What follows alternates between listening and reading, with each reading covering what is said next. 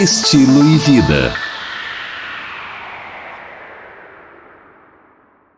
E recebendo nos estúdios da Tempo, o Dr. André Peixoto. E hoje nós vamos falar, gente, sério, dos impactos da inteligência artificial. A gente conversando aqui na internet, eu fiquei impressionada. Bom dia, doutor. Bom dia, Nayane. Bom dia a todos os ouvintes.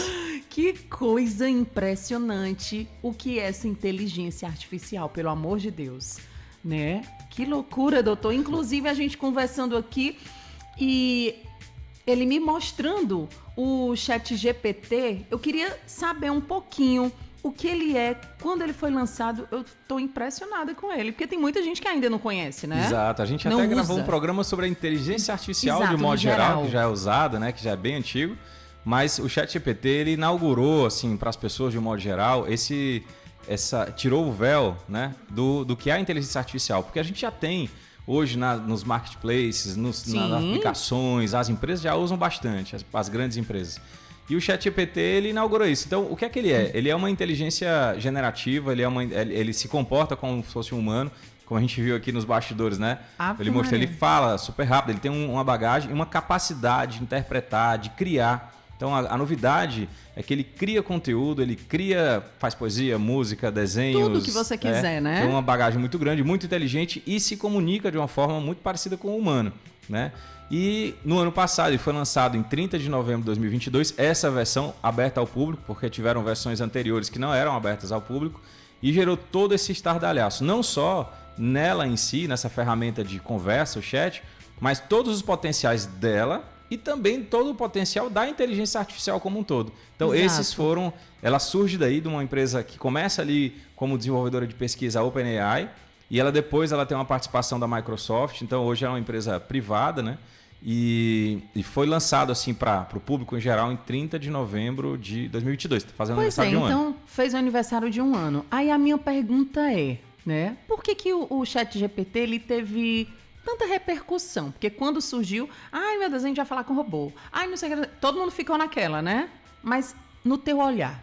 Porque o tema inteligência artificial era um pouco difundido assim para o público em geral. E quando era falado, uma coisa muito dos filmes catastróficos, cenários apocalípticos. E o ChatGPT, ele trouxe uma ferramenta para a sua mão.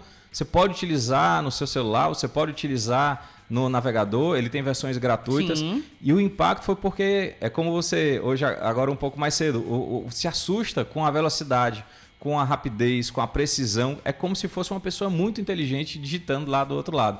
Então ele gerou toda essa discussão, né, a regulamentação. Então uma série de discussões sobre coisas positivas e negativas que uma ferramenta como essa pode alcançar e despertou para o debate sobre inteligência artificial. Com certeza. E a gente falando nisso, já que completou um ano, como é que o Dr. André ele vê essa mudança de um ano? O que é que você vê, assim, pontos positivos? O que é que você vê realmente essa mudança durante todo esse ano? A primeira, que eu acho que talvez a mais importante para falar no contexto geral, é que as pessoas passaram a falar muito de inteligência artificial. E aí a gente tem os cenários catastróficos, ele vai dominar o mundo, isso é a extinção da humanidade, né? Aquela coisa bem apocalíptica. Teve muito, Eu não vou dizer que não tem possibilidade de não acontecer algumas das coisas, mas não é bem por aí. E a outra é como a gente pode utilizar isso, de repente, será que vai tirar meu emprego? Será que eu vou ficar obsoleto? Será que a economia vai ficar ruim, vai concentrar mais com quem está ligado à tecnologia? Mas aí também a gente pode olhar de uma forma positiva de como é que isso pode ajudar na minha vida, se é uma ferramenta que contribui. Então, o grande impacto que a gente vê é que as pessoas que já tomaram conhecimento delas estão começando a pensar, será que o que é que eu preciso fazer para o meu trabalho continuar sendo relevante? Com certeza. Ou, melhor que isso, como é que eu posso fazer para o meu trabalho ser mais produtivo, para eu ter mais qualidade de vida, para eu ter mais tempo utilizando essas ferramentas? Tirar justamente a pessoa da comodidade. Porque muitas vezes a gente está ali naquele emprego, né, doutor? Mas você meio que se acomodou, né? E aí muitas vezes você precisa sair da caixinha e aí dizer assim, cara, o que é que eu posso melhorar, né? Eu acho que isso também até ajuda a pessoa a dar um start na vida também. E a gente está né? vivendo um modelo de um momento de inflexão na economia, na sociedade, um monte de coisa. Então, assim, não dá pra gente achar que a gente vai trabalhar como era há 20 anos atrás, há 10 anos atrás. E principalmente achar o quê?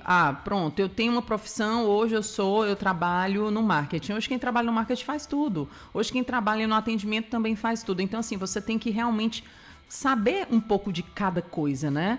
Mas aí eu queria saber também como está essa regulamentação da inteligência artificial, do próprio chat, né? Enfim. Como o assunto virou pauta mundial, Sim. e aí uma das grandes repercussões, além das empresas repensarem com os modelos de negócio, startups também repensando, as pessoas e tal, os governos também começaram a se preocupar, porque realmente a ferramenta ela tem certos debates profundos do ponto de vista ético, de uma série de coisas que podem gerar um impacto negativo na sociedade. Então, vários países começam a regulamentar. Então, a gente vê, por exemplo, a União Europeia, no Parlamento Europeu, ela tem já um projeto que os países vão absorvendo. Sim. De regulamentação da inteligência artificial. A própria China também tem a sua ordem, uma regulamentação também, começou ali essas primeiras regulamentações. Os Estados Unidos com uma ordem executiva, que foi recente, agora de novembro mesmo, sim. Que ela tem um comando, uma natureza jurídica um pouco diferente das outras, ou de como a gente entende, uma medida provisória no Brasil, ela Exato. Não é bem assim. Ela é uma ordem que o presidente americano, para os órgãos de governo, enfim, mas também ali é um início de uma regulamentação. E no Brasil, a gente tem um projeto de lei, na verdade eram vários projetos, estão meio que concentrados em um projeto de lei, e que está havendo, nesse momento, uma grande discussão sobre a regulamentação da inteligência artificial no Brasil. Com as nossas características próprias, a gente tem problema ainda muito de exclusão digital, educação, desigualdade. Né? Então ele traz um pouco esse tempero brasileiro no nosso projeto. Inclusive, por falar em tempero brasileiro, tem até uma pergunta aqui, que é da Eliane Salles. Ela está falando assim: doutor, confesso para você que eu não gosto muito dessas coisas muito automáticas, porque às vezes eu quero fazer uma pergunta e eles não respondem o que eu preciso. Ele vai te ajudar nisso, porque... porque eu até entendi o que ela está querendo dizer, porque, por exemplo, quando a gente vai tirar alguma dúvida, quando é com a atendente, é mais fácil a gente chegar, moça, eu queria falar com ser total, e às vezes o próprio inteligência de repente não consegue ir, talvez, né? Não sei. Porque a gente é acostumado a conversar com os atendentes que não tem tanta inteligência assim. Aí ele falha, ele erra, diz, deixa eu falar com o atendente humano, posso falar com o humano, né? Para correr para o atendente. Mas com o desenvolvimento dessas tecnologias, ele vai falar muito melhor, ele vai se comunicar muito melhor, você não vai perceber, né, a diferença. E vou dizer mais, não é nem com texto que ele vai conversar com você no WhatsApp. De repente ele vai conversar com uma voz dele própria, com o jeito dele próprio. Então você vai receber uma ligação, vai conversar como se estivesse conversando com um humano e nem vai perceber que não é um humano. Gente, é sério isso aí? É sério. É mesmo? Por exemplo, o dublador, daqui a pouco não tem mais necessidade. Hoje já dá para você fazer uma dublagem.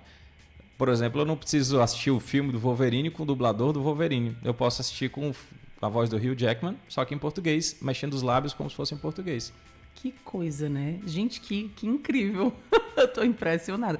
Porque, assim, às vezes a gente fica se perguntando, será que eu tô falando? Então, a qualquer momento, a gente pode estar falando com um atendente que, na verdade, é um atendimento, é uma inteligência artificial. Essa é uma tecnologia que ainda está sendo aprimorada e desenvolvida, mas com muito pouco tempo a gente vai ter isso aí. Já tem, na verdade, só que vai ficar mais sofisticado. Existem pontos negativos também nessa questão da inteligência artificial? A inteligência artificial tem bastantes pontos negativos. A capacidade que ele tem, por exemplo, de persuadir, de manipular. Então, ele tem uma capacidade, por exemplo, de criar notícia falsa de uma forma muito mais... É mesmo? É porque antes você fazia um arremedo, tinha uma narrativa. Hoje, com ele te dá a foto da pessoa fazendo a coisa lá com a voz dele. Então, a maioria das pessoas vai acreditar. Então, a gente vai precisar até mudar um pouco essa nossa percepção, porque você vai ver a notícia falsa criada com a pessoa falando, a imagem da pessoa, com a voz da pessoa no cenário. Nossa. E ele não vai deixar uma coisa muito fora da realidade. Ele vai tentar colocar alguma coisa na realidade. Então, ele tem uma grande capacidade de persuasão. Então, nessa parte de notícias e tal, é um problema. E aí isso envolve coisas que podem fragilizar até a democracia e tal. Então, tem outras coisas, vários dilemas e debates éticos a respeito da inteligência artificial. E aí são muito graves, mas a ideia, inclusive os donos dessas empresas, né, eles têm feito esse debate de não, a gente se autorregulamenta, não precisa, olha, a gente vai começar. Então, eles mesmos já falam em regulamentação, porque eles sabem que se eles não regulamentarem, se não tiver um uso muito ético, vai vir uma regulamentação de fora que vai vir de qualquer jeito, né? Mas alguns deles estão com esse compromisso de regulamentar. Doutor André, eu tenho aqui uma dúvida. O ChatGPT, ele é utilizado por todas as pessoas ou você acha que é mais a parte, sei lá, jurídica, física, ou realmente qualquer usuário ele pode estar usando tranquilamente? Qualquer usuário pode utilizar, ele é bem generalista, mas aí é um ponto importante. O que é que a empresa OpenAI está fazendo? Ela está fazendo tipo uma loja de bots. Certo. Uma loja que você vai, por exemplo, eu posso comprar um advogado, eu posso comprar um médico. Não é que ele vai ser o advogado, certo? Nem vai ser o médico. Ele vai ser um chat já treinado para ajudar o advogado, treinado para ajudar o médico, treinado para ajudar o engenheiro. Então, o que a gente vai ver, isso é bem interessante, é que nessa loja da OpenAI que eles estão começando a fazer os ensaios, a gente vai comprar um aplicativo, usar como a gente usa, por exemplo, do celular, abaixa o aplicativo, né? Sim. E a gente vai ter isso com a inteligência artificial. E mais, você pode também desenvolver a sua inteligência artificial.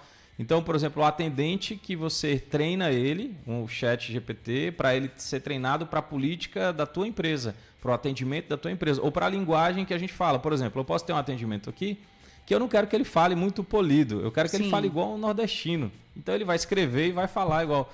Então, que coisa. Então assim, isso é um mundo muito interessante, porque você vai baixar, vai usar esses bots, né, esses plugins, como também você pode fazer o seu. Cara, que interessante, né?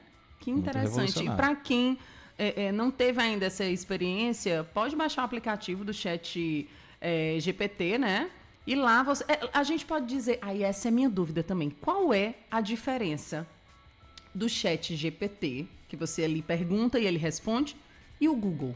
Que a gente sabe que também ali é um mundo. É bem diferente. Ali tem inteligência artificial, ali é um algoritmo, mas ele é mais direcionado para um tipo específico. Noticiário, né? Para trazer e catalogar e trazer as notícias mais relevantes. Então ele tem inteligência artificial, mas ele é um pouco mais força bruta. Como, por exemplo, era o Deep Blue, jogador de xadrez. Certo. Ele era muito inteligente para aquele jogo de xadrez. Eu até fiz uma entrevista com o ChatGPT, perguntei quem ganharia, ele ou o Deep Blue. Ele disse, não, o Deep Blue ganharia, mas deixa eu treinar que eu ganhava dele. Então, até isso, né, cara? E aí, o que é que acontece? A gente usa muita coisa que tem inteligência. O Amazon Marketplace tem inteligência.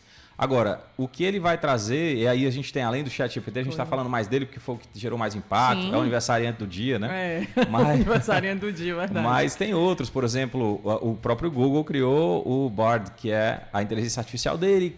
Ele lançou um pouco apressado, não deu muito certo, mas está desenvolvendo. Essa semana, a Amazon lançou também a versão dele de inteligência artificial, um pouco mais voltada para a questão mais corporativa, para negócios, né? Então, a Microsoft usa o Bing, que na verdade usa a máquina, a engine do ChatGPT, já que a Microsoft é acionista da OpenAI. O Bing é antigo, que é a mecanismo de busca, que ele está acoplando com o ChatGPT, com o mecanismo do ChatGPT, para ele se desenvolver.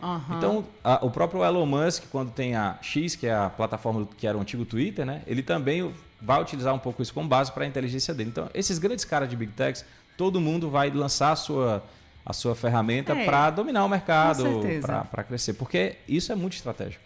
E eu tenho certeza que o futuro é como você também falou aí anteriormente. Eu acho que o futuro é até bom para poder a gente se especializar mais, a gente ter um direcionamento melhor, porque aí, por conta dessa situação de pessoas acharem, eu vou perder meu emprego, eu tenho que... Não, é para você melhorar dentro do mercado de trabalho.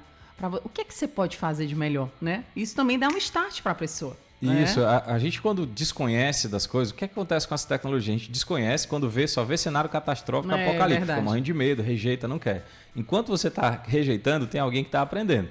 Então, o que é legal? Conhecer. Ver como baixa. Mas eu não sei usar. Ele é super fácil. Então você começa, faz um curso, lê sobre, não só sobre ChatGPT, mas inteligência artificial, com esses usos de modo geral. E à medida que você for conhecendo, você vai perdendo um pouco esse medo. E a outra coisa é depois você ir um nível além, que é como é que eu posso aproveitar isso para o meu desenvolvimento profissional, ou no meu dia a dia, ou para a minha empresa. Então você vai acabar aproveitando também essas ferramentas. Seja você contratando quem faz para você, ou você fazendo mesmo. Legal. Doutor André, muito obrigada pela sua participação. Gostei demais, achei um tema assim, super interessante, pertinente, até para abrir os olhos das pessoas também e indicar também para que a gente possa conhecer um pouco mais essa ferramenta que fez 1 ano agora, né? Ontem. Para que a gente possa também ir no mesmo trilho que a gente precisa, né? Eu acho que toda informação é bem-vinda e principalmente quando a gente tem ali uma ferramenta tão importante do nosso lado, né? Exatamente, que a gente possa... é inevitável. E aí eu queria que você deixasse aí sua rede social para que as pessoas possam também lhe acompanhar, lhe seguir, conhecer um pouquinho mais do seu trabalho. Tá, quem quiser conhecer um pouquinho mais sobre conteúdo de tecnologia, inovação, Estou no Instagram, andrepeixoto.adv. Olha aí, andrepeixoto.adv. É ponto? É. .adv. Então é isso. Então, doutor, muito obrigada.